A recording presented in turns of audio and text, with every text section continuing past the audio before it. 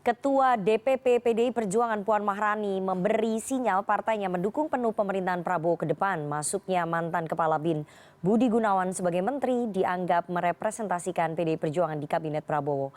Sementara itu masih ada perbedaan sikap di internal PDI Perjuangan soal bergabung ke Kabinet Prabowo Gibran. Sore ini kita akan membahasnya dengan Ketua DPP PDI Perjuangan Deddy Sitorus dan Guru Besar Ilmu Politik UIN Syarif Hidayatullah Profesor Burhanuddin Muhtadi. Selamat sore Bapak-Bapak. Selamat sore Nana, Bung Burhan. Sore Nana.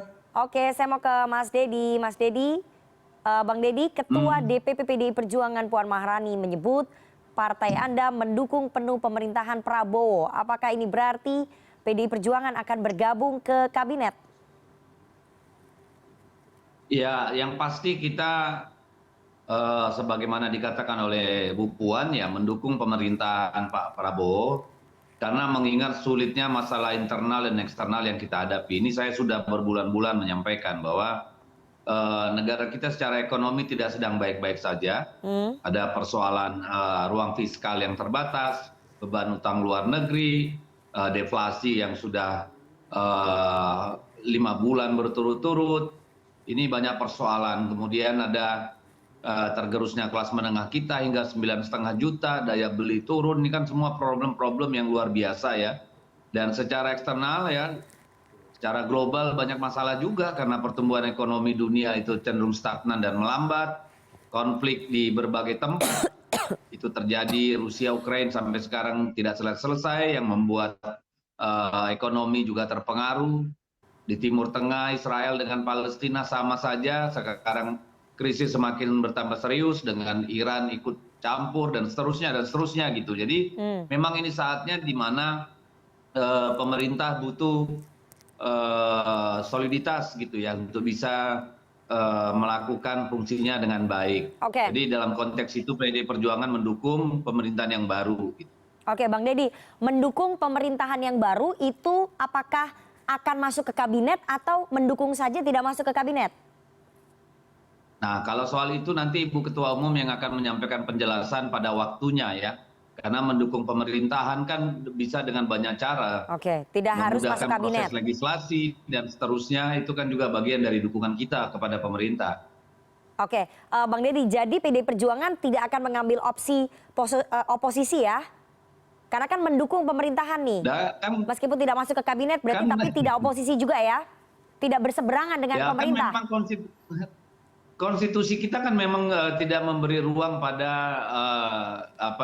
oposisi. Saya ganti kata-katanya. Persoalannya kalau di dalam di negara kita persoalannya itu kan di dalam kabinet atau tidak di dalam kabinet, bukan pemerintah atau oposisi gitu. Pada saat dulu PDI Perjuangan di era pemerintahannya Pak SBY itu juga tidak masuk kabinet, tapi banyak mengkritisi kebijakan pemerintahannya Pak SBY. PDI Perjuangan akan bersikap seperti itu di kabinetnya Pak Prabowo, di pemerintahnya Pak Prabowo, Bang Deddy?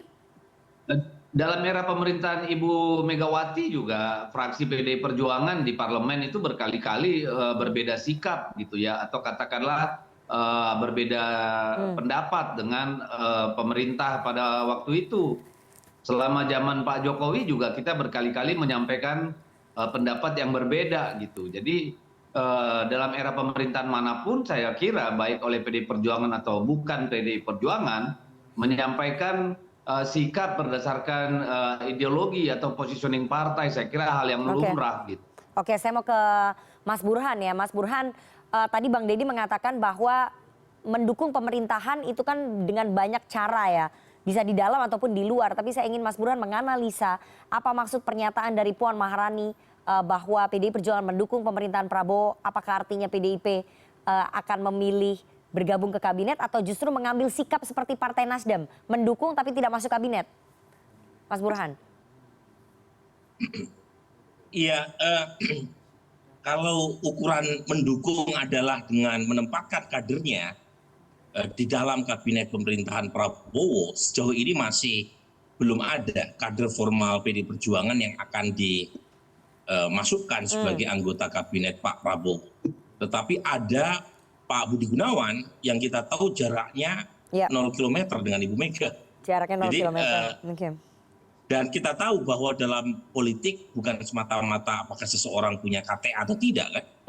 Karena soal KTA kan sesuatu yang bersifat formal. Tetapi dalam politik ada semacam informal politik yang jauh lebih kuat ketimbang hubungan formal, apakah seseorang punya KTA atau tidak. Nah kalau misalnya representasi itu diukur dari kehadiran Pak Budi Gunawan, ya setidaknya satu kaki PD Perjuangan sudah ada di dalam, meskipun lagi-lagi kita masih menunggu kepastian apakah betul Pak BG akan ditunjuk sebagai anggota kabinet Pak Prabowo, meskipun beliau hadir ya dalam acara pembekalan calon menteri kabinet Pak Prabowo nanti. Ya. Oke, jadi Mas Burhan, kalau menurut analisa Anda dengan masuknya Pak Budi Gunawan ke kabinetnya Pak Prabowo sudah hampir dipastikan ya, sudah dipastikan bahkan karena sudah ikut pembekalan dan posisinya kabarnya adalah Menko Polkam. Artinya kehadiran Pak Budi Gunawan di kabinetnya Pak Prabowo dan juga Mas Gibran ini adalah representasi satu kaki PDI Perjuangan di pemerintahannya Prabowo. Ya saya menyebutnya satu kaki ya, belum secara resmi. Karena kita masih menunggu sebenarnya apakah diikuti oleh kader PD Perjuangan yang lain atau tidak. Tetapi lagi-lagi kalau kita melihat secara formal apa yang disampaikan oleh Mbak Puan, kemudian juga diiyakan oleh elit Gerindra, kan kita membaca reading between the line, pernyataan Mbak Puan, kemudian pernyataan dari elit Gerindra seperti Pak Muzani yang mengatakan ada representasi PD Perjuangan di dalam. Ya itu maksudnya Pak BG ya, memang Pak Budi Gunawan. Waktu koalisi antara PD Perjuangan dengan Pak Prabowo makin dekat, meskipun lagi-lagi ya kita masih perlu menunggu lebih jauh. Nah, pertanyaan yang menarik kemudian adalah apa alasan Pak BG masuk ke dalam pemerintahan Pak Prabowo? Apakah semata-mata representasi informal PD Perjuangan, ataukah ya PD Perjuangan akan wait and see untuk melihat perkembangan ke depan? Karena buat saya ini penting ya, karena kalau misalnya hanya sekedar Pak BG saja, PD Perjuangan masih punya alasan untuk tetap kritis secara pemerintahan dengan Pak Prabowo nanti. Jadi tetapi kalau misalnya ada kader lain yang kita tahu punya KTA, punya KTA dan menjadi pengurus DPP PD Perjuangan, nah tentu saja makin kuat bahwa posisi PD Perjuangan bukan semata-mata diwakili Pak BG, tapi ada figur lain gitu. Dan kalau sudah masuk ke dalam, Rifana, kalau sudah masuk ke dalam kebijakan strategis pemerintah mau tidak mau PD Perjuangan harus ikut mengiyakan. Misalnya dalam pemerintahan Pak Jokowi ya, memang ada sikap kritis PD Perjuangan, tetapi dalam kebijakan strategis, semua setuju ya. Misalnya soal IKN, soal revisi Undang-Undang KPK, soal Omnibus Law, itu kan PD Perjuangan dan partai-partai lain sami'na wa ta'na. Setuju ya. Oke, saya mau ke Bang Deddy. Bang Deddy, bahwa ada kedekatan informal, jaraknya Pak BG, Pak Budi Gunawan dengan PD Perjuangan itu hanya 0 km. Pertanyaan saya, masuknya Pak BG ke kabinetnya Pak Prabowo dan juga Mas Gibran, apakah ada restu, ada izin dari Ibu Megawati Soekarnoputri?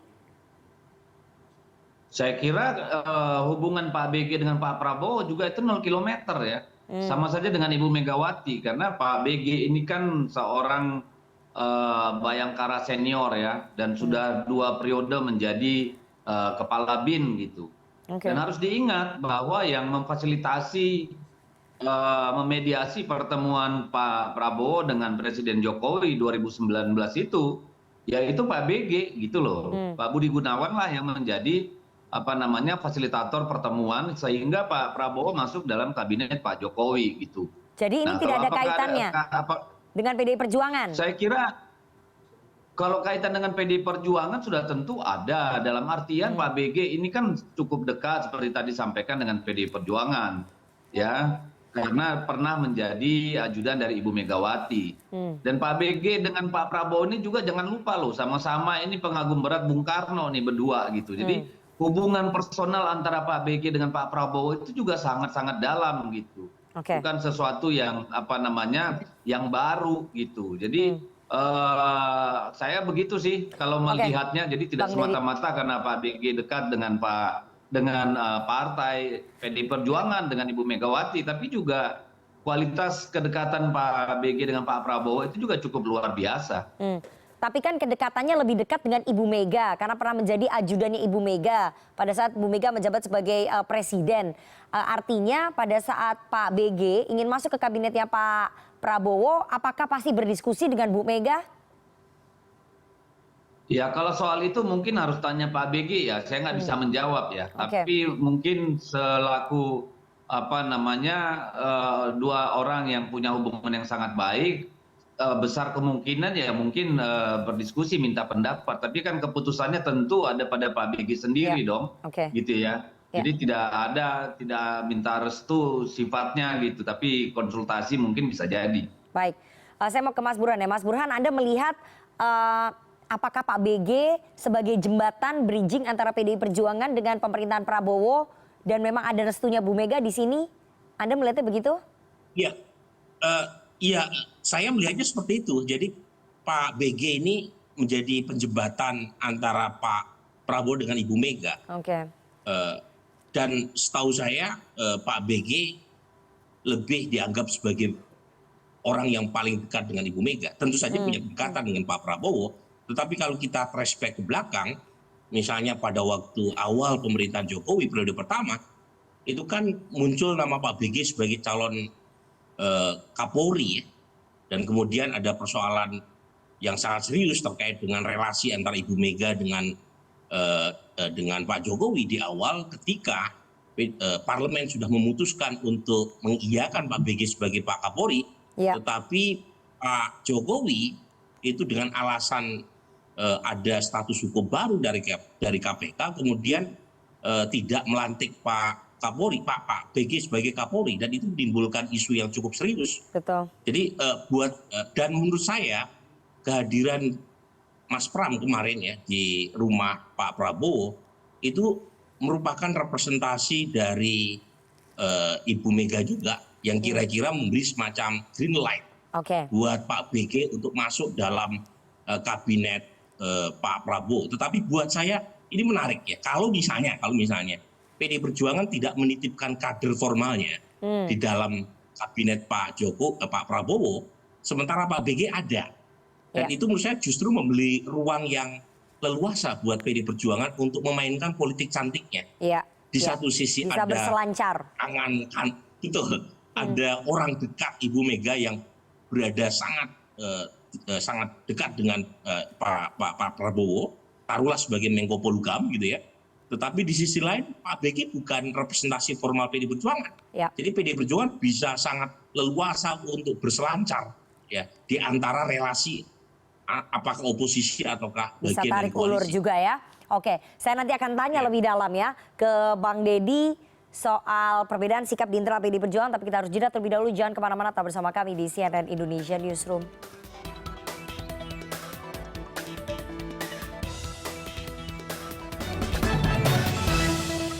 Terima kasih Anda masih bersama kami di CNN Indonesia Newsroom. Kita akan lanjutkan perbincangan kita dengan para narasumber terkait mendukung pemerintahan Prabowo Gibran. Apakah ini sinyal PDI Perjuangan masuk kabinet?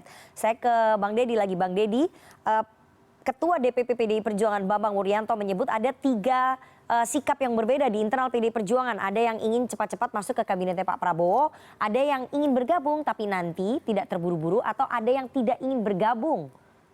Memang betul seperti itu ya Bang Deddy? Ya, saya kira banyak PDI Perjuangan kan memelihara tradisi demokrasi di dalamnya.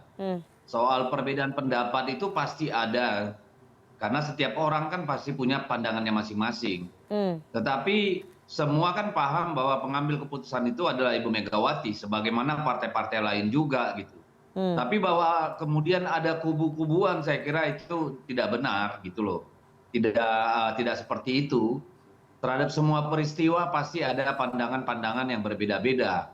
Tapi kita di PDI Perjuangan tidak mengenal yang namanya kubu ini, kubu itu. Saya kira itu tidak benar. Jadi solid di dalam. Kalau soal perbedaan pendapat itu ya pasti ada lah, namanya organisasi politik gitu ya. Di dalam rumah tangga aja anak bisa berbeda-beda pikiran kok. Berarti memang ada perbedaan ya.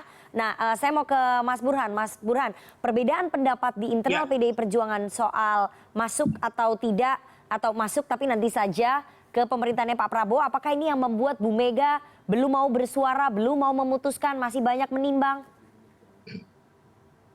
Iya, tentu saja wajar ya kalau ada faksionalisasi atau perbedaan pendapat, apalagi ini keputusan yang sangat strategis ya. Apakah PDI Perjuangan masuk atau tidak ke dalam pemerintahan Pak Prabowo, itu keputusan yang sangat krusial. Dan menurut saya wajar kalau Ibu Mega mengambil waktu ya untuk menentukan sikapnya. Tetapi yang pasti kalau misalnya masuk, pertanyaan berikutnya adalah kapan. Itu juga serius kan, pertanyaan soal kapan harus menentukan untuk masuk ke dalam. Tetapi representasi Pak BK itu menurut saya satu sikap yang secara politik cantik ini. Menempatkan seseorang yang secara formal bukan bagian dari PDI Perjuangan, Ya. tapi punya kedekatan yang luar biasa dengan Ibu Mega, itu lebih membuka buat PDI Perjuangan untuk lebih leluasa dalam mengambil sikap. Oke. Jadi satu sisi tetap menjaga kedekatan Ya. dengan Presiden-elek Pak Prabowo, apalagi setelah dilantik, tapi di sisi lain bisa lebih independen, lebih merdeka untuk mengambil sikap, terutama dalam konteks di mana PDI Perjuangan harus tetap merawat basis konstituen, apalagi kalau semua partai masuk ke dalam, ada PDI Perjuangan secara formal berada di luar, itu minimal menjadi satu-satunya katup secara formal untuk menampung energi ketidakpuasan terhadap pemerintah untuk tetap memilih PDI Perjuangan. Oke, manuver menempatkan kader informal ataupun tokoh informal di kabinetnya Pak Prabowo ini, apakah bentuk selain bermain politik cantik, Anda melihat ini sebagai bagian dari menjaga bargaining position, menjaga posisi penawaran? Betul, dan jangan lupa Pak Prabowo juga memerlukan itu kan, jadi it takes two to tango. Dan Pak Prabowo dengan ambisi persatuan elitnya, apalagi PDI Perjuangan sebagai ketua DPR, partai pemenang pemilu, Pak Prabowo membutuhkan legitimasi dari PDI Perjuangan untuk memerintah. Dan saat yang sama PDI Perjuangan juga perlu menempatkan tokoh informal kuncinya untuk tetap tahu ke arah mana Pak Prabowo bergerak. Apalagi kita tahu relasi Ibu Mega dengan Pak Jokowi juga masih panas dingin, minimal sampai hari ini. Jadi satu sisi memang bargaining position tetap perlu dijaga, tetapi Pak Prabowo dengan landasan persatuan elitnya itu yang memungkinkan posisi tawar PDI Perjuangan akan tetap tinggi. Karena tadi satu ketua DPR, dua partai terbesar, dan saat yang sama ya Pak Prabowo sendiri berkali-kali mengatakan ingin mengajak PDI Perjuangan. Tetapi pada saat yang sama pula ya PDI Perjuangan juga harus tetap menjaga konsistensi sebagai partai demokrasi ya, karena di tengah nama PDI Perjuangan ada demokrasi di situ, dan seharusnya memang tetap menjaga gitu ya posisinya sebagai kekuatan penyeimbang, terutama di saat ketika PDI Perjuangan gagal untuk mengusung kadernya sebagai presiden-elek dalam Pilpres kemarin. Jadi menurut saya posisi Pak BG jadi sangat krusial. Itu semacam win-win ya, win-win solution menengahi perbedaan pendapat di internal PDI Perjuangan terkait dengan apakah PDI Perjuangan masuk atau tidak. Baik. Saya mau ke Bang Deddy terakhir. Bang Deddy, kami dengar Ibu Megawati tidak akan hadir di pelantikan Presiden 20 Oktober karena keluar kota. Itu betul? Ya Ibu, yang saya tahu ya, kepastiannya saya juga belum menanyakan. Setahu saya Ibu sudah punya jadwal di di luar kota gitu, sehingga mungkin tidak bisa hadir. Oke, tapi ini kan akan menjadi pertanyaan publik ketika seorang Megawati Soekarno Putri, Presiden kelima Republik Indonesia, Ketua Umum PDI Perjuangan tidak hadir di pelantikan Presiden, padahal partainya katanya mendukung pemerintahannya Pak Prabowo. Bang Deddy.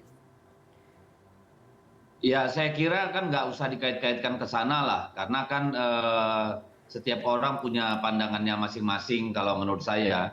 Tetapi yang paling penting itu kan komitmen, bukan sekedar seremoni. Ya kalau menurut saya itu yang lebih penting lagi. Baik, terakhir Mas Burhan, saya ingin tanya kalau menurut analisanya Mas Burhan, Ibu Megawati tidak berkenan hadir di pelantikan, apakah karena memang ada faktor Pak Jokowi di sini ya? Ya, selain Pak Jokowi, kita tahu ada Gibran kan tentu Ya. saja.